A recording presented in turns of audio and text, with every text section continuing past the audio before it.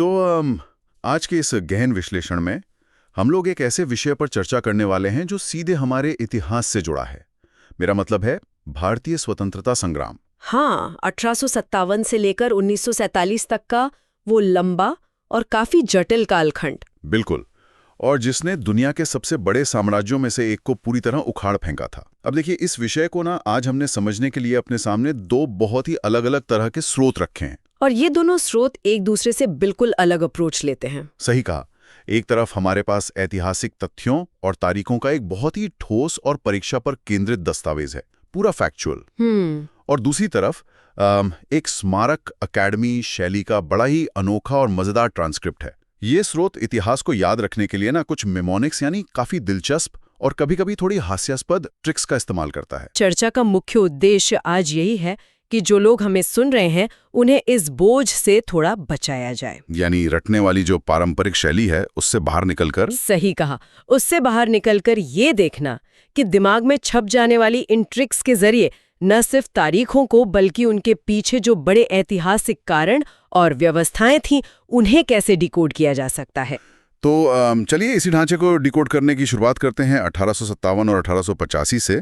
दस्तावेज में एक बात बहुत ही स्पष्ट रूप से लिखी गई है कि इन 2 वर्षों के लिए किसी ट्रिक की जरूरत नहीं है। और ये बिल्कुल वाजिब भी है। हाँ, क्योंकि 1857 की क्रांति जो 10 मई को मेरठ से शुरू हुई थी जी, और 1885 में भारतीय राष्ट्रीय कांग्रेस की स्थापना, ये दोनों ऐसी घटनाएं हैं जो लोगों के दिमाग में पहले से ही दर्ज हैं। हाँ, 1857 को याद रखने के लिए किसी फॉर्मूला की जरूरत तो नहीं होती। बिल्कुल। लेकिन यहाँ स्रोत एक बात पर जोर देते हैं कि इसको सिर्फ सैनिक असंतोष या उन एनफील्ड कारतूसों तक सीमित रखना थोड़ा उथला होगा। मतलब उसके पीछे और भी काफी गहरे कारण थे। बिल्कुल, अगर हम इसकी गहराई में जाएं तो 1857 की घटना सिर्फ एक अचानक आई प्रतिक्रिया नहीं थी। ये दरअसल दशकों से चले आ रहे व्यवस्थित आर्थिक और सामाजिक ढांचे के विनाश का एक नतीजा था। जैसे कि लॉर्ड डलहौजी की जो नीति थी, इसे हड़प नीति कहते हैं, उसने सिर्फ राजाओं और नवाबों की सत्ता नहीं छीनी थी। स्रोत बताते हैं कि उन देशी रियासतों पर जो लाखों बुनकर, शिल्पकार और छोटे व्यापारी निर्भर थे, उनका रोजगार पूरी तरह खत्म हो गया था। जब शाही दरबारी नहीं रहे तो उनका सामान खरीदने वाला आखिर बचेगा कौन? यानी वो जो असंतोष था वो केवल राजनीतिक नहीं था, वो पूरी तरह से एक आर्थिक तबाही से निकला हुआ गुस्सा था। सही कहा। और भले ही 1857 का वो विद्रोह सैन्य रूप से अंग्रेजों ने कुचल दिया हो, लेकिन उसने ईस्ट इंडिया कंपनी के तबूत में आखिरी कील जरूर ठोक दी। हाँ, सत्ता वहां से सीधे ब्रिटिश क्राउन के हाथों में चली गई थी। और इसके बाद आता है 1885, जहां ए.ओ. ह्यूम ने कांग्रेस की स्थापना की, जिसने उस बिखरे हुए असंतोष को एक संस्थागत मंच प्रदान किया। दस्तावेज भी यही कहता है कि कांग्रेस की स्थापना ने शुरुआत में एक सेफ्टी वॉल्व का काम किया, लेकिन साथ ही इसने एक ऐसा ढांचा भी तैयार कर दिया जो आगे चलकर बड़े जन आंदोलन की रीढ़ बना। शुरुआती 2 दशकों तक तो ये मंच ज्यादातर याचिकाओं और अपीलों तक ही सीमित रहा, पर जो असली भूचाल आया वो 20वीं सदी की शुरुआत में आया। और बस यहीं से हमारे दूसरे स्रोत यानी स्मिरन एकेडमी की उन जबरदस्त और रचनात्मक ट्रिक्स की शुरुआत होती है। ट्रिक्स वाले हिस्से पर आते हैं। तो देखिए, 1905 से 1911 का जो कालखंड था, बंगाल विभाजन का वो दौर जिसने भारतीय राजनीति की दिशा ही बदल दी थी, इसे याद रखने के लिए जो ट्रिक दी गई है वो सच में ध्यान खींचती है। अच्छा, क्या ट्रिक है 1905 की? स्रोत कहता है कि 1905 के आखिरी हिस्से यानी 05 पर गौर कीजिए। ट्रिक ये है कि उस समय का जो वाइसरॉय था लॉर्ड कर्जन, वो कर्ज में इतना डूब गया था कि उसने मात्र 5 रुपए के लिए अपने आलीशान बंगले का विभाजन कर दिया। कर्ज और बंगला? हाँ, देखिए, कर्ज से बना कर्जन, बंगला से बना बंगाल और 5 रुपए से बना 1905। ये ट्रिक भले ही सुनने में अभी एक चुटकुले जैसी लग रही हो, पर 16 अक्टूबर 1905 को हुआ ये बंगाल विभाजन ब्रिटिश साम्राज्य की एक बहुत ही खौफनाक और सोची समझी फूट डालो और राज करो की नीति का हिस्सा था। मतलब उन्होंने जो प्रशासनिक सुविधा का बहाना बनाया था वो झूठ था। दस्तावेज इस बात को स्पष्ट करता है कि उनका असली मकसद हिंदू बहुल पश्चिमी बंगाल और मुस्लिम बहुल पूर्वी बंगाल के बीच एक गहरी सांप्रदायिक खाई पैदा करना था। हालांकि कर्जन के इस कदम का जो उल्टा असर उन्हीं पर हुआ, वो ब्रिटिश सरकार ने कभी सपने में भी नहीं सोचा था। अरे, ये स्वदेशी आंदोलन के रूप में जो प्रतिक्रिया आई वो तो अभूतपूर्व थी। बिल्कुल, स्रोत बताता है कि इस आंदोलन ने पहली बार राष्ट्रवाद को उन राजनीतिक अपीलों के दायरे से बाहर निकाला और उसको एक आर्थिक और सांस्कृतिक आधार दे दिया। विदेशी कपड़ों की होली जलाई गई, स्वदेशी उद्योगों की स्थापना हुई। और रविंद्रनाथ टैगोर जैसे विचारकों ने भी तो आगे आकर सांस्कृतिक चेतना जगाई। हाँ, ये वही समय था जब बाल गंगाधर तिलक, बिपिन चंद्रपाल और लाला लाजपत राय जैसे नेताओं ने लोगों को ये समझा दिया कि अब सिर्फ इन अपीलों या याचिकाओं से आज़ादी नहीं मिलने वाली। इसी उथल-पुथल के बीच फिर 1906 का साल आता है और इसकी ट्रिक काफी सीधी सी है। 1906 का 6 ले लीजिए।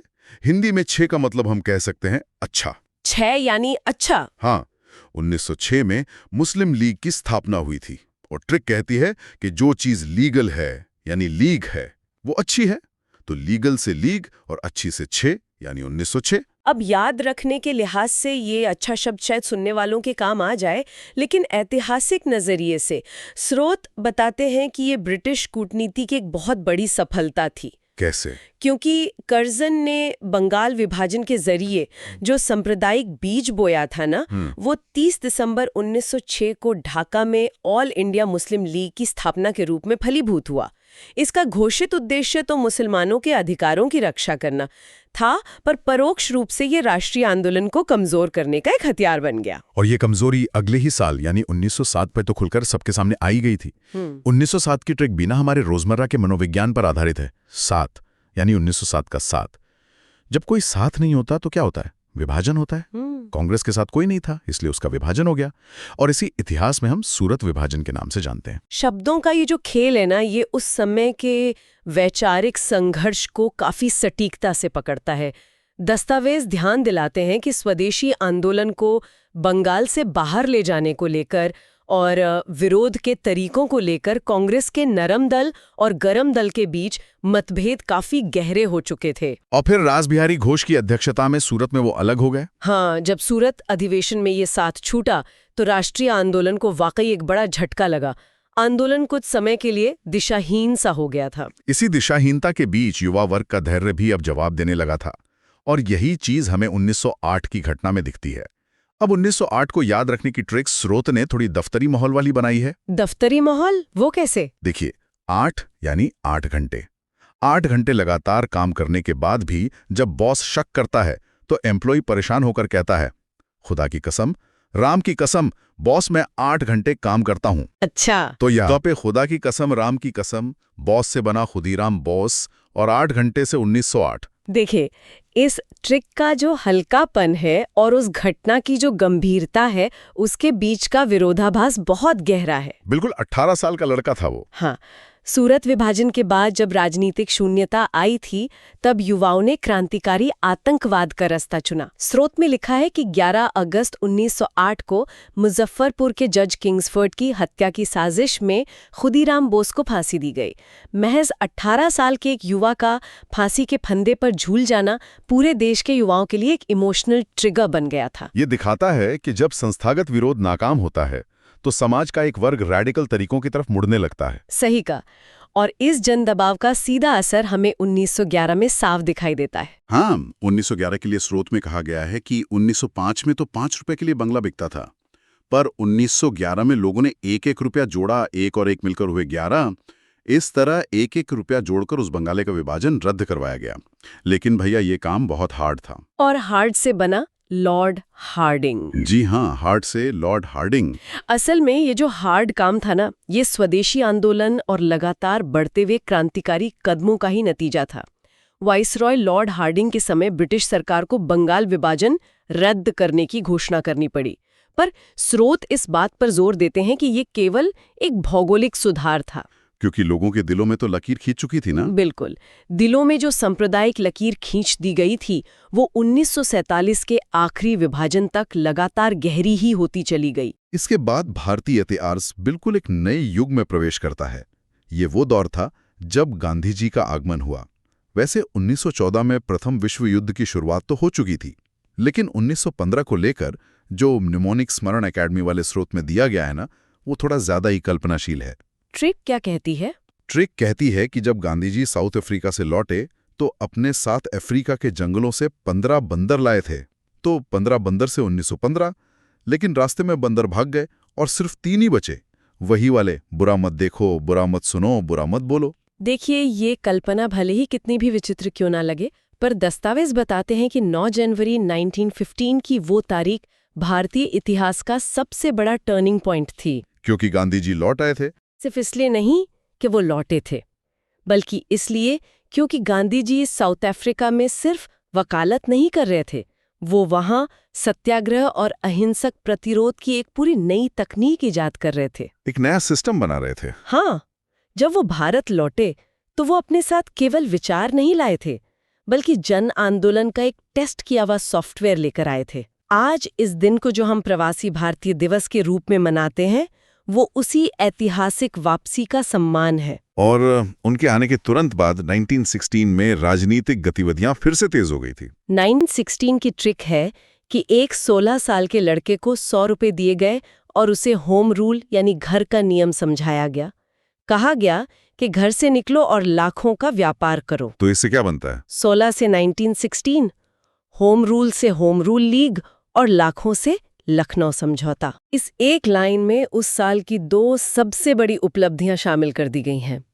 पहली तो ऐनी बसंत और बाल गंगाधर तिलक द्वारा शुरू किया गया होम रूल लीग आंदोलन, जिसने युद्ध के दौरान जो राजनीति थोड़ी सुस्त पड़ गई थी, उसमें फिर से जान फूंक दी। जिसका उद्देश्य ब्रिटिश साम्राज्य के भीतर स्वशासन था। सही। और दूसरी बड़ी उपलब्धि थी लखनऊ समझौता। दस्तावेज के अनुसार ये वो समय था जब 1907 में अलग हुए गरम दल और नरम दल फिर से एक हो गए थे, और कांग्रेस तथा मुस्लिम लीग के बीच भी एक साझा राजनीतिक एजेंडा पर सहमति बन गई थी। ये एकता अंग्रेजों के लिए काफी बड़ी चेतावनी थी। और फिर इसके अगले साल आता है 1917। ट्रिक कहती है 17 का मतलब है खतरा। चंपा और चमेली को खतरा है, तो चंपा से बना चंपारण, यानी 1917 का चंपारण सत्याग्रह। पर स्रोत में ये स्पष्ट किया गया है कि ये जो खतरा शब्द है, ये बिहार के उन किसानों के लिए कोई मजाक नहीं था, ये एक क्रूर यथार्थ था। हाँ, वहां पर तिनकाठिया प्रथा लागू थी ना? बिल्कुल। इस प्रथा के तहत किसानों को अपनी जमीन के 3/20 हिस्से पर अनिवार्य रूप से नील की खेती करनी पड़ती थी। नील की खेती एक तो जमीन को बंजर बना रही थी, और दूसरा सिंथेटिक डाई आ जाने की वजह से किसानों का काफी भारी शोषण हो रहा था। तो गांधी जी ने यहीं से अपना पहला प्रयोग शुरू किया। हाँ, ये भारत में उनका पहला ग्राउंड लेवल प्रयोग था। उन्होंने शहरी राजनीति को गांवों के धूल भरे रास्तों से जोड़ दिया, और इसी सफलता के बाद रविंद्रनाथ टैगोर ने उन्हें महात्मा की उपाधि दी थी। इसने ये साबित कर दिया कि अब ये आज़ादी की लड़ाई सिर्फ पढ़े लिखे वकीलों की नहीं रह गई है, बल्कि आम किसानों की भी हो चुकी है। और इसी सिलसिले को आगे बढ़ाते हुए बात आती है 1918 की। हाँ। ट्रिक के अनुसार 18 साल का होते ही युवा मिल मजदूर बन सकता है और अपने हक के लिए खड़ा हो सकता है। मिल मजदूर से अहमदाबाद मिल मजदूर आंदोलन और खेड़ा से खेड़ा सत्याग्रह। 1918 का साल गांधी जी के कार्य प्रणाली के लिए सच में एक प्रयोगशाला जैसा ही था। दस्तावेज डिटेल में बताते हैं कि अहमदाबाद में उन्होंने पहली बार भूख हड़ताल का हथियार इस्तेमाल किया और मजदूरों को उनका प्लेग बोनस दिलवाया। और खेड़ा में किसानों के लिए लड़े। हाँ, खेड़ा में फसल बर्बाद होने के बावजूद सरकार लगान वसूल रही थी, तो उन्होंने किसानों को कर न चुकाने के लिए संगठित किया। इन दोनों आंदोलनों ने बता दिया कि सत्याग्रह केवल एक दार्शनिक विचार नहीं है, बल्कि ये मजदूरों और किसानों के आर्थिक हकों को बचाने का एक बड़ा ही व्यावहारिक टूल है। लेकिन इसके ठीक बाद 1919 का वो साल आता है जिसकी ट्रिक स्मरण एकेडमी वाले स्रोत ने बहुत ही हास्यास्पद रखी है, लेकिन इसका इतिहास उतना ही स्याह है। 1919 की ट्रिक क्या दी गई है? तो दर्द से चिल्लाता है 1919, तो 1919 से 1919 यानी 1919। फिर टीचर कहता है कि तू जालियां तोड़कर बाग से आम चुराता है, इसलिए तुझे डंडे पड़ रहे हैं। तो जालियां और बाग से बना जालियां वाला बाग, और बच्चा डंडे खाकर फिर चिल्लाता है 1919। देखिए, इन मेमोनिक्स का मनोविज्ञान थोड़ा अजीब तो होता ही है। जो चीज़ जितनी बेतुकी होती है ना, दिमाग उसे उतनी ही जल्दी पकड़ लेता है। लेकिन इस रोजलेट या राउलेट एक्ट की वास्तविकता ये थी कि ब्रिटिश सरकार प्रथम विश्व युद्ध के बाद पनप रही भारतीय राजनीतिक चेतना से बुरी तरह डर गई थी। उसी डर की वजह से ये कानून आया था। हाँ, स्रोत बताते हैं कि ये सिडनी वॉलेट की अध्यक्षता में लाया गया एक अंधा कानून था, जिसमें बिना अपील, बिना वकील और बिना दलील के किसी को भी उठाकर जेल में डाला जा सकता था। और इसी काले कानून के विरोध में डॉक्टर सत्यपाल और डॉक्टर सैफुद्दीन किचलू की गिरफ्तारी हुई थी, जिसके बाद 13 अप्रैल 1919 को जलियांवाला बाग का वो भयानक नरसंहार हुआ। बैसाखी का दिन था। अमृतसर के उस बाग में एक शांतिपूर्ण सभा हो रही थी। जनरल डायर ने जो किया वो कोई सैन्य कार्यवाही नहीं थी।